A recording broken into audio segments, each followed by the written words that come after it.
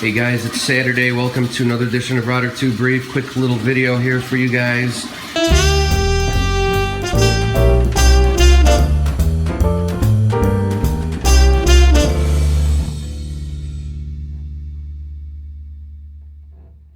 Working on an upgrade to the rotor tube, which I will share with you guys as I finish it. Gonna go to the hardware store today, and rotor tube, for those of you who don't know, give you a quick little overview. Lights are not on yet, it's morning time. So, a rotor tube basically is a tube that fixes to the bottom of the overflow right there. And it catches the water and filters it through media, instead of using a sump sock, and then you just replace the filter media every 3 days. I'm changing it out. My rotor tube is gone. It's vertical. I'm working on one that's basically horizontal. I think I'm going to like it a lot more, so I'm testing today's video of that when it's done. So I just wanted to show you guys what's happening with the tank, you know, because of the near catastrophe, and you guys have been following me. Thank you so much for watching my videos. As you can see, the second sump is gone. I don't have money for an expensive sump, a nice sump that I have. I'm always of the mindset of get the most for the least amount of money. I don't mind spending a little more money if it's worth it. And, you know, I don't want my house catching on fire or there being a flood. I'm going to be getting sometime a trigger system sump. My only problem is this. It's weight bearing, but not too much. There's staples up there to hold it in place. So I'm thinking if I remove this and prop up a 2x4 here and a 2x4 inside there, I can remove this to slide the new sump in, because I can't get a new sump in. The tank is too close to the wall. There's just nothing I can do. I could either drain this tank halfway or more and try and slide it out by the carpet that it's on, get a few guys over here, but it's still gonna be like, you know, who knows, 600, 700 pounds, I don't know.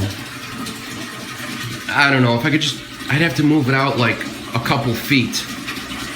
But anyway, I'm gonna forego that new sump for now, because what I've done is, again, I had wanted to increase my sump water amount, and I have my eShops in here, which is rated up to 120 gallon tank, I believe, and I used it on my 75 gallon. Then I had bought a 20 gallon aquarium for 20 bucks when Petco had their $1 per gallon sale. I put it in there. It didn't have any baffles. I didn't install any baffles in it. Baffles are the separator walls. So basically it was just the aquarium. Water would flow in from the overflow on the left. All the shit would get caught in there, and then it would get pumped out. So the shit would get pumped in and then right out again. The only thing I had in there was a second protein skimmer by Go Aquariums, really inexpensive protein skimmer. I highly recommend it. I really love it. But what I decided to do is get rid of that extra aquarium. It was more trouble than it was worth. The extra 10 gallons isn't going to help me much. So now I got these hoses. I'm using these because the clear braided ones allowed light to get through, which formed algae. I don't like that. And they were harder to work with. These guys are pretty flexible. These are really flexible and nice. They're 3-foot tubes. You can get them for like $14 off Amazon.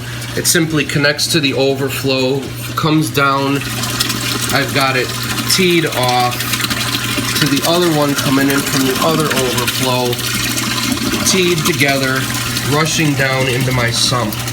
Then I've got, you can't see them, but I've got 2 return pumps, Rio Plus pumps. Absolutely love them, never had one fail. 2500 Rio Plus 2500s, 2 of them in there. Rio Plus 2500. They're pumping the water back through this black tubing, which you can get 10 feet of that for like $15. It's great. It's flexible, easy to use, and it's nice firm vinyl, and that pumps back up to the tank. The nice thing about this, my water level is constant because I'm using the one sump. It goes through the baffle, and here's all I'm doing. The water is coming through here. I'm not using sock sumps because I hate them, as you guys know. Oxygenates the water because the water touches the air, creates all these bubbles, gets picked up by the protein skimmer, and then the water is being filtered and polished with the blue foam. And I'll put a link in the description. Highly recommend this foam. I love it. I'm going to change it out once a week. And then the chamber in here where the water gets pumped back, it's calm, there's no air bubbles, it's clear, there's no shit getting put back into my tank. My aquarium, it's really clear. I mean, it's morning and the lights aren't on yet, but there are no floaties. It's great. So I'm going to invest in a roll of this stuff. I think you can get like 2 feet by 6 feet for like $14. So that should last me a month easily. Throw it in there. Then the new rotor tube will be connected here. I'll test that for you guys. Video to come soon. And that's all I'm doing for filtration with one sump again. Here's this piece of shit sock that's going away. I hate them.